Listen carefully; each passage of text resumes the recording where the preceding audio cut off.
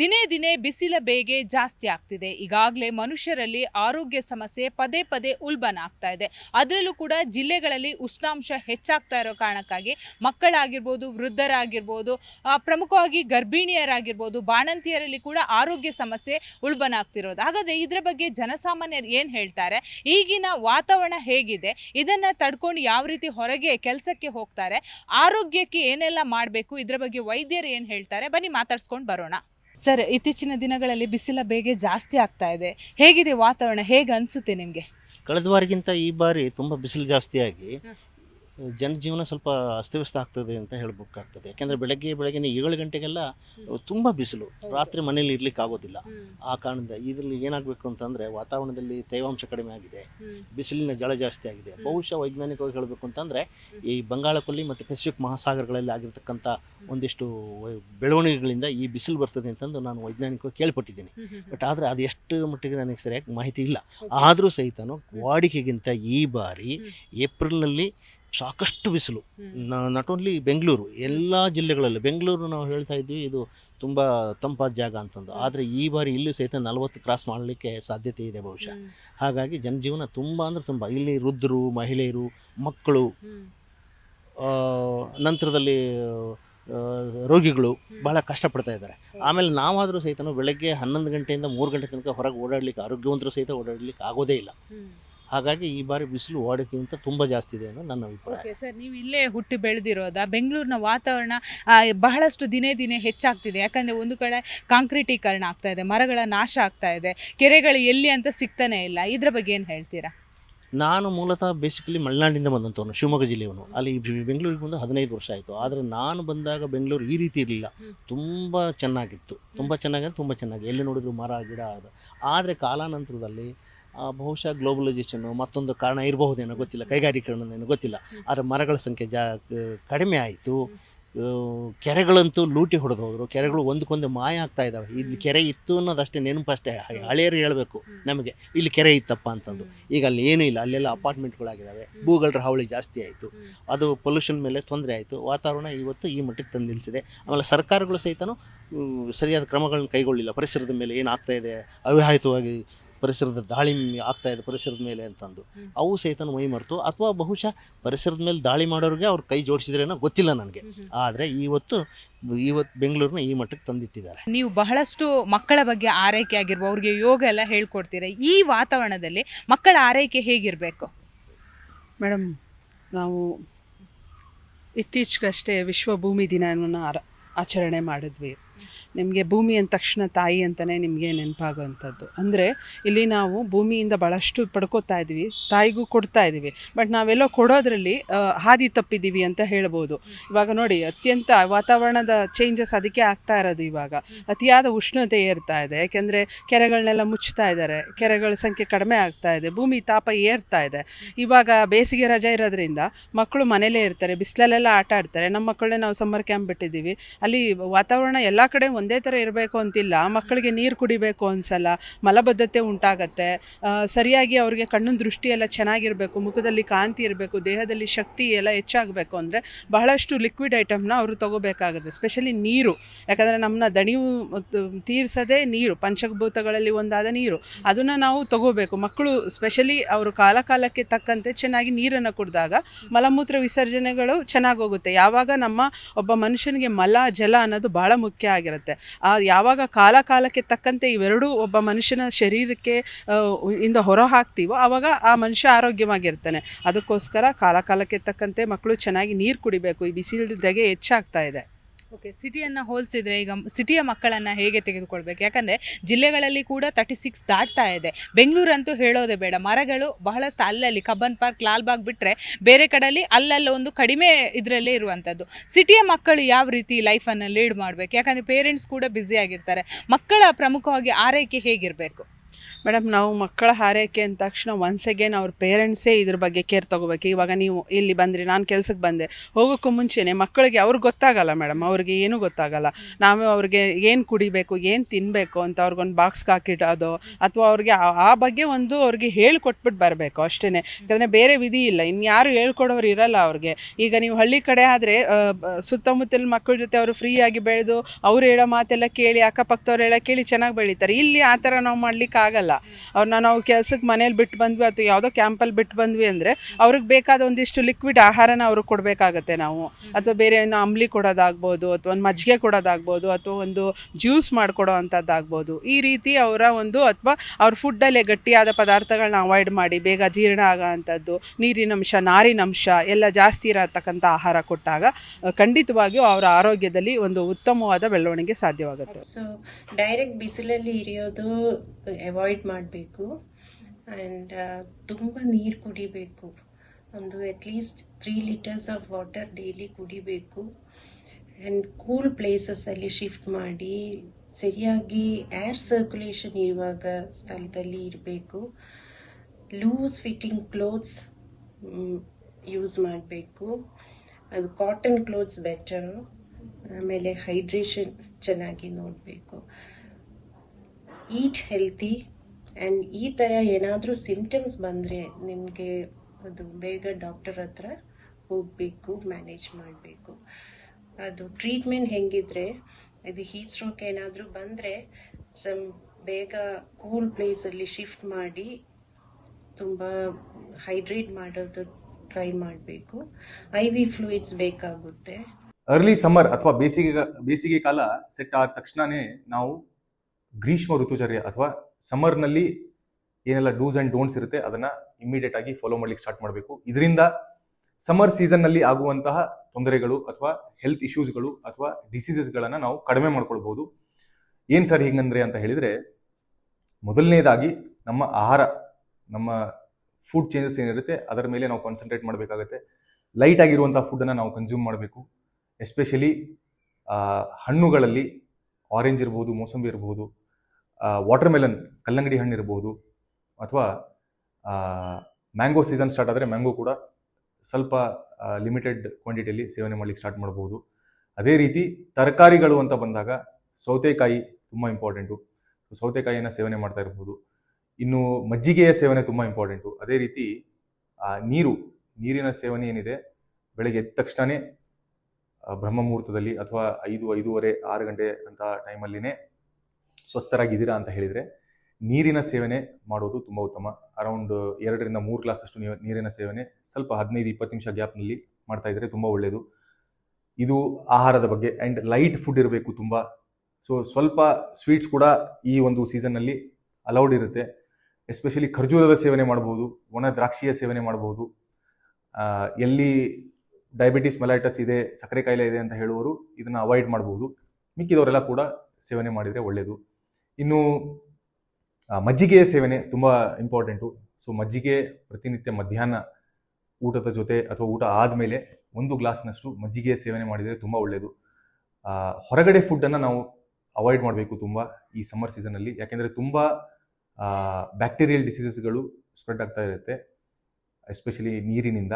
So ನೀರು ಕುಡಿಯೋದಾಗಲಿ, ಹೊರಗಡೆ food ಏನು ರೆಡಿಯಾಗಿರುತ್ತೆ ಅಥವಾ ರೆಡಿ ಮಾಡಿ ಇಟ್ಟಿರುವಂಥ ಫುಡ್ಡು ತುಂಬ ಟೈಮ್ ಆದಮೇಲೆ ಬಿಸಿ ಮಾಡಿ ತಿನ್ನುವಂಥದ್ದು, ಇಂಥದನ್ನೆಲ್ಲ ನಾವು ಸಮ್ಮರ್ನಲ್ಲಿ ಅವಾಯ್ಡ್ ಮಾಡಬೇಕು. ಬೇರೆ ಸೀಸನಲ್ಲೂ ಕೂಡ ಅವಾಯ್ಡ್ ಮಾಡಬೇಕು. ಸಮ್ಮರ್ನಲ್ಲಿ ಅವಾಯ್ಡ್ ಮಾಡೋದು ತುಂಬ ಉತ್ತಮ. ಎಕ್ಸಸೈಸ್ ಅಂತ ಬಂದಾಗ ಆದಷ್ಟು ಜಾಸ್ತಿ ಎಕ್ಸಸೈಸ್ ಮಾಡ್ಲಿಕ್ಕೆ ಹೋಗಬಾರ್ದು. ಅಂದರೆ ಸ್ವಲ್ಪ ಅವಾಯ್ಡ್ ಮಾಡಬೇಕು. ಅಥವಾ ಎಕ್ಸಸೈಸ್ ಮಾಡಲೇಬೇಕು ಅಂತ ಪರಿಸ್ಥಿತಿ ಇತ್ತು ಅಂತ ಹೇಳಿದರೆ ಸ್ವಲ್ಪ ಎಕ್ಸಸೈಸ್ ಮಾತ್ರ ಮಾಡಬೇಕು. ಜನರಲ್ ಈ ಒಂದು ಶೀತಕಾಲದಲ್ಲಿ, ವಿಂಟರ್ನಲ್ಲಿ ಎಷ್ಟು ಎಕ್ಸಸೈಸ್ ಮಾಡ್ತಾ ಇರ್ತೇವೆ ಅದರ ಅರ್ಧದಷ್ಟು ವ್ಯಾಯಾಮವನ್ನು ಇವಾಗ ನಾವು ಮಾಡೋದು ತುಂಬ ಒಳ್ಳೆಯದು. ತುಂಬ ಸ್ಟ್ರೇನಿಯಸ್ ಆಕ್ಟಿವಿಟೀಸ್ ಮಾಡಲಿಕ್ಕೆ ಹೋದರೆ ದೇಹದಲ್ಲಿ ಡಿಹೈಡ್ರೇಷನ್ ಆಗಿ ಅದರಿಂದ ಹಲವಾರು ತೊಂದರೆಗಳಾಗುವಂಥ ಸಾಧ್ಯತೆಗಳಿರುತ್ತೆ. ಬಟ್ಟೆಯನ್ನು ಧರಿಸುವಾಗ ಲೂಸ್ ಆಗಿರುವಂಥದ್ದು ಆ್ಯಂಡ್ ಕಂಪ್ಲೀಟ್ ಕವರ್ ಆಗುವ ಹಾಗೆ ಕಾಟನ್ ಬಟ್ಟೆಗಳನ್ನು ಧರಿಸುವುದು ತುಂಬ ಒಳ್ಳೆಯದು. ಇನ್ನು ಮುಖ್ಯವಾಗಿ ಇಂಪಾರ್ಟೆಂಟ್ ಏನಪ್ಪ ಅಂತ ಹೇಳಿದರೆ, ಎಲ್ಲಿ ಸ್ಮೋಕಿಂಗ್ ಆಲ್ಕೋಹಾಲ್ ಎಲ್ಲ ಇದೆ ಅಂತ ಹೇಳಿದರೆ ಇಂಥ ಎಲ್ಲ ಸೀಸನಲ್ಲೂ ಕೂಡ ನಾವು ಅದನ್ನ ಬಿಡಲೇಬೇಕು. ಸಮ್ಮರ್ನಲ್ಲಿ ಕೂಡ ಅದೇ ರೀತಿ ಸ್ಪೆಸಿಫಿಕ್ ಆಗಿ ಅದನ್ನು ಸೇವನೆ ಮಾಡದೇ ಇದ್ದರೆ ಒಳ್ಳೆಯದು. ಇನ್ನು ಯಾವ ಫುಡ್ಗಳನ್ನು ಅವಾಯ್ಡ್ ಮಾಡಬೇಕು ಅಂತ ಹೇಳಿದರೆ, ತುಂಬ ತೀಕ್ಷ್ಣವಾದಂಥದ್ದು ಅಥವಾ ತುಂಬ ಖಾರ ಹೇಗಿರುತ್ತೆ ಏನಿರುತ್ತೆ, ಉಪ್ಪು, ಹುಳಿ, ಉಪ್ಪಿನಕಾಯಿ ಇಂತಹ ಪದಾರ್ಥಗಳನ್ನು ಆದಷ್ಟು ಅವಾಯ್ಡ್ ಮಾಡಬೇಕು.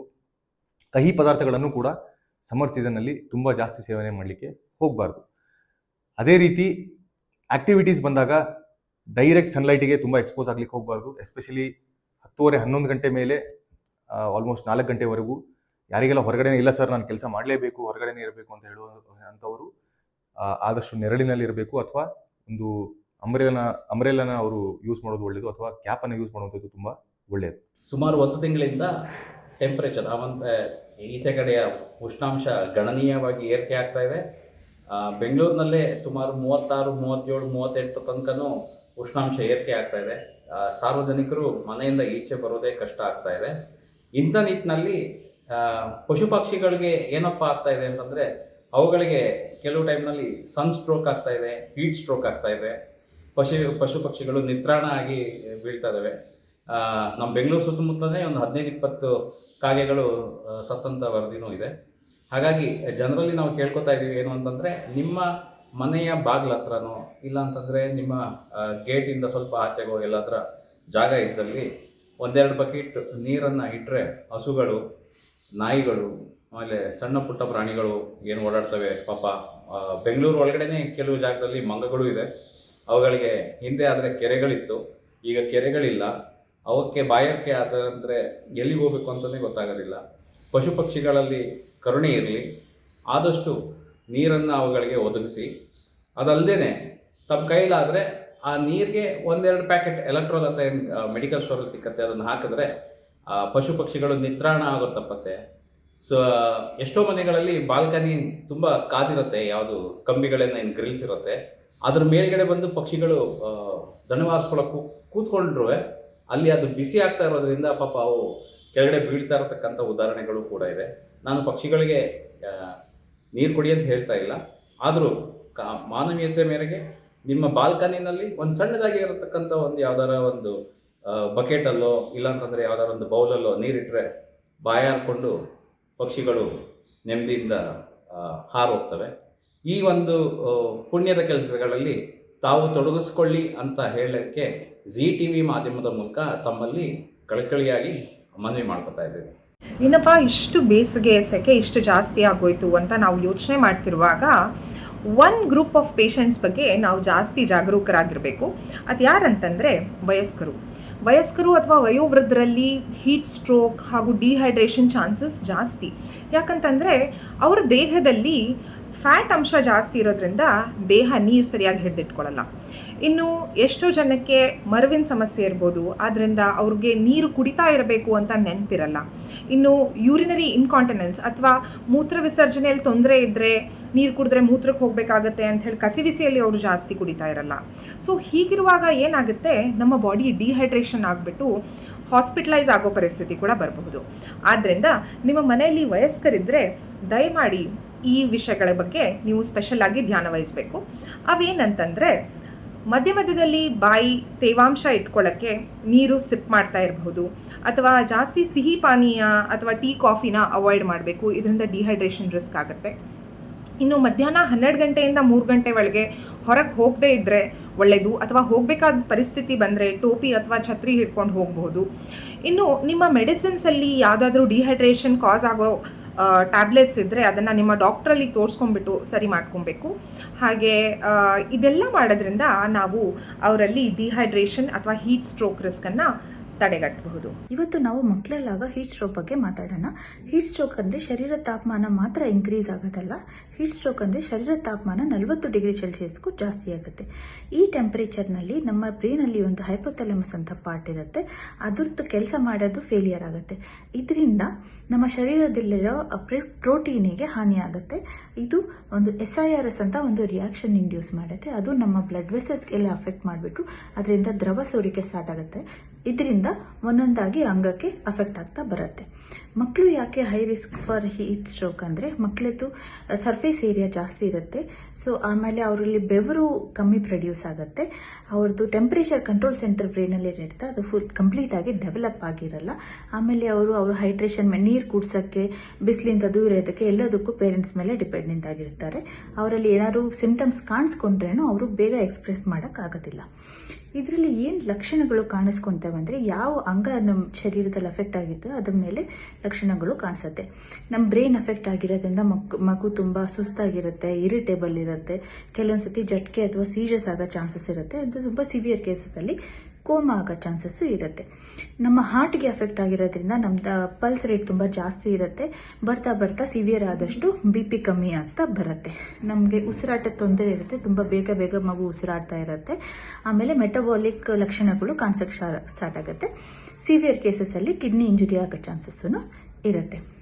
ಈ ಕೇಸಲ್ಲಿ ನಿಮಗೆ ಯಾವಾಗಲಾದ್ರೂ ಮಗುಗೆ ಹೀಟ್ ಸ್ಟ್ರೋಕ್ ಆಗಿದೆ ಅನಿಸಿದಾಗ ಫಸ್ಟ್ ಏಡ್ ಆಗಿ ನೀವೇನು ಮಾಡಬೇಕು, ಎಲ್ಲಕ್ಕೂ ಮೊದಲು ಮಗಳನ್ನ ತಂಪಾಗಿರೋ ಜಾಗ ಕರ್ಕೊಂಡೋಗಿ, ಫ್ಯಾನ್ ಇದ್ದರೆ ಫ್ಯಾನ್ ಆನ್ ಮಾಡಿ, ಹಾಕಿರೋ ಬಟ್ಟೆನೆಲ್ಲ ಶರೀರನ ತೆಗೆದ್ಬಿಟ್ಟು ಶರೀರನ ಎಕ್ಸ್ಪೋಸ್ ಮಾಡಿ, ಮಗು ಎಚ್ಚರ ಇದ್ದು ಕಂಪ್ಲೀಟ್ಲಿ ಕಾನ್ಷಿಯಸ್ ಇದ್ದರೆ ಸ್ವಲ್ಪ ನೀರು ಕುಡಿಸಿ, ನಾರ್ಮಲ್ ಟೆಂಪ್ರೇಚರ್ ವಾಟರಿಂದ ಮೈನೆಲ್ಲ ಒರೆಸೋಕ್ಕೆ ಸ್ಟಾರ್ಟ್ ಮಾಡಿ, ಆದಷ್ಟು ಬೇಗ ಹಾಸ್ಪಿಟಲ್ಗೆ ಕರ್ಕೊಂಬನ್ನಿ.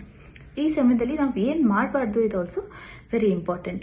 ಪ್ಯಾರಾಸಿಟಮಾಲ್ ಕೊಡೋದು ಬೇಕಿಲ್ಲ, ಇದು ನಾರ್ಮಲ್ ಜ್ವರ ಅಲ್ಲ, ಪ್ಯಾರಾಸಿಟಮಾಲಿಂದ ರೆಸ್ಪಾನ್ಸ್ ಮಾಡಲ್ಲ. ತುಂಬ ಬಲವಂತದಿಂದ ನೀರು ಕೊಡ್ಸೋಕ್ಕೆ ಶುರು ಮಾಡಬೇಡಿ. ತುಂಬ ಕೋಲ್ಡ್ ವಾಟರ್ ಅಂದರೆ ಐಸು ಅದೆಲ್ಲ ಕೊಡಬೇಡಿ. ಹಾಸ್ಪಿಟಲ್ ಕರ್ಕೊಂಬರೋಕ್ಕೆ ತಡ ಮಾಡಬೇಡಿ. ಏಪ್ರಿಲ್ 22ರಿಂದ ಏಪ್ರಿಲ್ 28ರವರೆಗೆ ಕರ್ನಾಟಕ ರಾಜ್ಯದ ಹವಾಮಾನದ ಮುನ್ಸೂಚನೆಯನ್ನು ಸಂಕ್ಷಿಪ್ತವಾಗಿ ವಿವರಿಸುತ್ತೇನೆ. ಇಂದು ಉತ್ತರ ಒಳನಾಡಿನ ಜಿಲ್ಲೆಗಳಲ್ಲಿ ಹಲವು ಕಡೆ, ಕರಾವಳಿ ಹಾಗೂ ದಕ್ಷಿಣ ಒಳನಾಡಿನ ಜಿಲ್ಲೆಗಳಲ್ಲಿ ಕೆಲವು ಕಡೆ ಮಾತ್ರ ಮಳೆಯಾಗಿದೆ. ಪ್ರಮುಖವಾಗಿ ಹುಬ್ಬಳ್ಳಿಯಲ್ಲಿ 3 ಸೆಂಟಿಮೀಟರ್, ನರಗುಂದ 3 ಸೆಂಟಿಮೀಟರ್, ಮಂಗಳೂರಿನಲ್ಲಿ 6 ಸೆಂಟಿಮೀಟರ್, ಹರಪನಹಳ್ಳಿಯಲ್ಲಿ 3 ಸೆಂಟಿಮೀಟರ್ ಮಳೆಯಾಗಿದೆ. ಎಂದು ಕಲಬುರಗಿಯಲ್ಲಿ ಗರಿಷ್ಠ ಉಷ್ಣಾಂಶ 40 ಡಿಗ್ರಿ ಸೆಲ್ಸಿಯಸ್, ಬೆಂಗಳೂರಿನಲ್ಲಿ 36 ಡಿಗ್ರಿ ಸೆಲ್ಸಿಯಸ್, ಮಂಗಳೂರಿನಲ್ಲಿ ಗರಿಷ್ಠ ಉಷ್ಣಾಂಶ 35 ಡಿಗ್ರಿ ಸೆಲ್ಸಿಯಸ್ ದಾಖಲಾಗಿದೆ. ಈಗಿರುವ ಹವಾಮಾನದ ಸಿನಾಪ್ಟಿಕ್ ಸ್ಥಿತಿ ಏನಂದರೆ, ಕರ್ನಾಟಕದ ಒಳನಾಡಿನಲ್ಲಿ ಟ್ರಫ್ 0.9 ಕಿಲೋಮೀಟರ್ ಎತ್ತರದವರೆಗೆ ಇದೆ. ಇದರ ಪ್ರಭಾವದಿಂದ ಕರಾವಳಿ, ಉತ್ತರ ಹಾಗೂ ದಕ್ಷಿಣ ಒಳನಾಡಿನ ಜಿಲ್ಲೆಗಳಲ್ಲಿ ಕೆಲವು ಕಡೆ 25%ಕ್ಕಿಂತ ಕಡಿಮೆ ಪ್ರದೇಶದಲ್ಲಿ ಗುಡುಗು ಮಿಂಚು ಸಮೇತವಾಗಿ ಹಗುರವಾಗಿ ಮಳೆಯಾಗುವ ಹೆಚ್ಚಿನ ಸಾಧ್ಯತೆ ಇದೆ. ಮಳೆಯ ಜೊತೆಗೆ ಗಾಳಿಯ ವೇಗ ಪ್ರತಿ ಗಂಟೆಗೆ 30ರಿಂದ 40 ಕಿಲೋಮೀಟರ್ ಇರುವ ಹೆಚ್ಚಿನ ಸಾಧ್ಯತೆ ಇದೆ. ಮುಂದಿನ 7 ದಿನಗಳಲ್ಲಿ ಕರಾವಳಿ ಜಿಲ್ಲೆಗಳಲ್ಲಿ ಗರಿಷ್ಠ ಉಷ್ಣಾಂಶ ಸುಮಾರು 35ರಿಂದ 37 ಡಿಗ್ರಿ ಸೆಲ್ಸಿಯಸ್ ಇರುವ ಹೆಚ್ಚಿನ ಸಾಧ್ಯತೆ ಇದೆ. ಬೀದರು, ಕಲಬುರಗಿ, ಯಾದಗಿರಿ, ರಾಯಚೂರು, ವಿಜಯಪುರ, ಬಾಗಲಕೋಟೆ, ಕೊಪ್ಪಳ ಹಾಗೂ ಗದಗ ಜಿಲ್ಲೆಗಳಲ್ಲಿ ಮುಂದಿನ ಒಂದು ವಾರದವರೆಗೆ ಗರಿಷ್ಠ ಉಷ್ಣಾಂಶ ಸುಮಾರು 41ರಿಂದ 43 ಡಿಗ್ರಿ ಸೆಲ್ಸಿಯಸ್ಸು. ಬೆಳಗಾವಿ, ಧಾರವಾಡ, ಹಾವೇರಿ ಜಿಲ್ಲೆಗಳಲ್ಲಿ ಗರಿಷ್ಠ ಉಷ್ಣಾಂಶ 37ರಿಂದ 39 ಡಿಗ್ರಿ ಸೆಲ್ಸಿಯಸ್ಸು. ಚಿತ್ರದುರ್ಗ, ದಾವಣಗೆರೆ, ವಿಜಯನಗರ ಹಾಗೂ ಬಳ್ಳಾರಿ ಜಿಲ್ಲೆಗಳಲ್ಲಿ ಗರಿಷ್ಠ ಉಷ್ಣಾಂಶ ಸುಮಾರು 39ರಿಂದ 41 ಡಿಗ್ರಿ ಸೆಲ್ಸಿಯಸ್ ಹೆಚ್ಚಿನ ಸಾಧ್ಯತೆ ಇದೆ. ಬೆಂಗಳೂರು ಸೇರಿದಂತೆ ದಕ್ಷಿಣ ಒಳನಾಡಿನ ಜಿಲ್ಲೆಗಳಲ್ಲಿ ಗರಿಷ್ಠ ಉಷ್ಣಾಂಶ ಮುಂದಿನ ಒಂದು ವಾರದವರೆಗೆ 36ರಿಂದ 38 ಡಿಗ್ರಿ ಸೆಲ್ಸಿಯಸ್ ಇರುವ ಹೆಚ್ಚಿನ ಸಾಧ್ಯತೆ ಇದೆ. ವಾತಾವರಣ ಬಹಳಷ್ಟು ಬದಲಾವಣೆ ಆಗ್ತಾ ಇದೆ, ಬೆಂಗಳೂರು ಮಾತ್ರವಲ್ಲದೆ ಜಿಲ್ಲೆಗಳು. ಏನು ಹೇಳ್ತೀರಾ ಮೇಡಮ್? ನೋಡಿ, ಬೇಸಿಕಲಿ ಇದು ಬೇಸಿಗೆ ಕಾಲ ಅಂದಾಗ ಸ್ವಲ್ಪ ಬಿಸಿಲು ಇರೋದು ಸ್ವಾಭಾವಿಕ. ಈಗ ಏನಾಗಿದೆ, ಬೆಂಗಳೂರು ಇದು ಗ್ರೀನ್ ಸಿಟಿ. ಆ್ಯಕ್ಚುಲಿ ಇಡೀ ನಮ್ಮ ಭಾರತ ದೇಶದಲ್ಲೇ ಹೆಚ್ಚು ಮರಗಳಿರೋಂತಹ ರಾಜ್ಯ ಮತ್ತು ನಗರ ಅಂದರೆ ಬೆಂಗಳೂರು ನಗರ. ಈ ಬೆಂಗಳೂರು ನಗರದಲ್ಲಿ ರೋಡ್ಗಳು ಚಿಕ್ಕದಾಗ್ತಾ ಇದೆ, ವೆಹಿಕಲ್ಸ್ಗಳು ಜಾಸ್ತಿ ಆಗ್ತಾ ಇದೆ. ವೆಹಿಕಲ್ಸ್ಗಳು ಜಾಸ್ತಿ ಇರೋದ್ರಿಂದ ಕಾರ್ಬನ್ ಡೈಆಕ್ಸೈಡ್ ಆಚೆ ಬಂದು ಬರೋ ಮರಗಳನ್ನೆಲ್ಲ ರೋಡ್ ವೈಡ್ನಿಂಗ್ಗೋಸ್ಕರ ಕಟ್ ಮಾಡ್ತಾ ಇದ್ದಾರೆ. ನ್ಯಾಚುರಲಾಗಿ ಬೆಳೆದಂತಹ ಮರಗಳನ್ನು BBMP ಆಗಲಿ ಮತ್ತು ಸರ್ಕಾರವಾಗಲಿ ಕಾಳಜಿ ವಹಿಸದೆ ಹಾಗೆ ಬಿಟ್ಟಿರೋದ್ರಿಂದ ಮರಗಳು ಬಿದ್ದು ಹೋಗ್ತಾ ಇದ್ದಾವೆ. ಎಲ್ಲಿ ಮರಗಳಿಲ್ಲೋ ಅಲ್ಲಿ ಮಳೆ ಕಡಿಮೆ. ಸೊ ಬೆಂಗಳೂರಿಗೂ ಮಳೆ ಕಡಿಮೆ ಆಗಿದೆ. ನೀವು ಕಂಪೇರ್ ಮಾಡಿ, ಲಾಸ್ಟ್ 10 ಇಯರ್ಸಲ್ಲಿ ಕಂಪೇರ್ ಮಾಡಿದರೆ ಈ ವರ್ಷ ಮಳೆ ತುಂಬ ಕಡಿಮೆ. ಮಳೆ ಕಡಿಮೆ ಇದ್ದಾಗ ಏನಾಗುತ್ತೆ, ನಿಮಗೆ ಮರಗಳೇ ಇರಲ್ಲ, ಹಸಿರು ಇರಲ್ಲ. ಈ ರೋಡ್ ಟ್ರಾಫಿಕ್ಕಲ್ಲಿ ಮತ್ತು ಈ ಬಿಸಿಲಲ್ಲಿ ಜನ ತುಂಬ ಹೈರಾಣಕ್ಕೆ ಹೋಗಿದ್ದಾರೆ. ಜಲಾಶಯದಲ್ಲಿರೋಂತಹ ನೀರಿನ ಮಟ್ಟ ದಿನಕ್ಕೆ ಕಡಿಮೆ ಆಗ್ತಾಯಿದೆ. ಇದೇ ರೀತಿ ನಾವು ಈ ನಿಸರ್ಗನ ಕಾಪಾಡ್ಕೊಳ್ಳಿಲ್ಲ ಅಂದರೆ ಮುಂಬರುವ ದಿನಗಳಲ್ಲಿ ಕುಡಿಯೋ ನೀರಿಗೂ ಸಮಸ್ಯೆ ಆಗುತ್ತೆ. ಇದು ಬೆಂಗಳೂರು ನಗರದ್ದಾದರೆ, ನೀವು ಉತ್ತರ ಕರ್ನಾಟಕಕ್ಕೆ ಹೋಗಿ ಬಯಲು ಸೀಮೆಗಳಲ್ಲಿ ಮರಗಳೇ ಇಲ್ಲ. ಬೇಸಿಕಲಿ ಬಿಸಿಲು ಜಾಸ್ತಿ. ಎಲ್ಲೋ ಏನಂತ ಈಗ ತಾವೆಲ್ಲ ಕೇಳಿರ್ತೀರಿ, ಬಿಸಿಲಿಗೆ ಜನ ಸತ್ತೋಗ್ತಾ ಇದ್ದಾರೆ. ರೀಸೆಂಟಾಗಿ ಲಾಸ್ಟ್ 4 days ಬ್ಯಾಕು ಒಂದು ಸಾವು ತಾವು ನ್ಯೂಸಲ್ಲಿ ನೋಡಿದ್ದೀರಿ. ಬಿಸಿಲಿಗೆ ಒಬ್ಬ ಯಂಗ್ಸ್ಟರ್ ಸತ್ತೋಗ್ಬಿಟ್ಟ. ಒಬ್ಬ ಯಂಗ್ಸ್ಟರು ಎಲ್ಲನೂ ಅವನ ದೇಹದಲ್ಲೇ ಅವನಿಗೆ ಶಕ್ತಿ ಇರುತ್ತೆ, ಆ ಶಕ್ತಿನೇ ಅವ್ನು ಕಾಪಾಡ್ಕೊಳಕ್ಕಾಗಲಿಲ್ಲ ಅಂದರೆ ಇನ್ನು ಹಿರಿಯರು, ಇನ್ನು ಸಣ್ಣ ಮಕ್ಕಳು, ಅವ್ರದ್ದು ಯಾವ ಪರಿಸ್ಥಿತಿ ಆಗತ್ತೆ ವಿಚಾರ ಮಾಡಿ. ಅದಕ್ಕೆ ಎಲ್ಲರೂ ತಮ್ಮ ಕಡೆಯಿಂದ ಏನು ಸಾಧ್ಯ ಆಗತ್ತೋ ಮರಗಳನ್ನು ಕಾಪಾಡಿ. ಮರಗಳನ್ನು ಕಾಪಾಡೋದ್ರಿಂದ ನಿಮ್ಮ ನಿಸರ್ಗನೂ ಚೆನ್ನಾಗಿರುತ್ತೆ, ನಿಮ್ಮ ನೆರೆ ಹೊರೆ ಊರು ಚೆನ್ನಾಗಿರುತ್ತೆ, ಅದರಿಂದ ಆಕ್ಸಿಜನ್ ಬರುತ್ತೆ, ಜನಕ್ಕೆ ಉಸಿರಾಡಲಿಕ್ಕೆ ಗಾಳಿ ಸಿಗತ್ತೆ, ನಿಮಗೆ ಒಂದು ನೆರಳು ಸಿಗತ್ತೆ.